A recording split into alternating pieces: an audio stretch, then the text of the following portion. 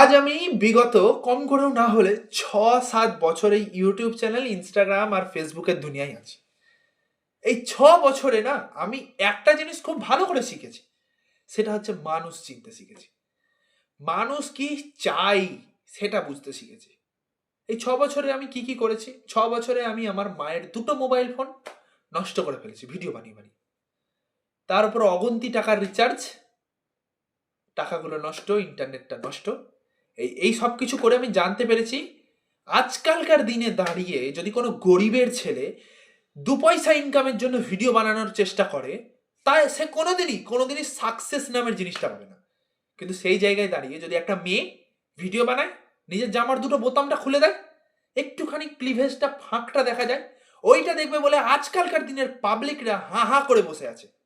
সেখানে আমি আজ এতদিন ভিডিও বানাই, এত চেষ্টা করি, একটা কিচ্ছু হয় না। একটা কিচ্ছু হয় না, নয়া পয়সা ইনকাম হয় না।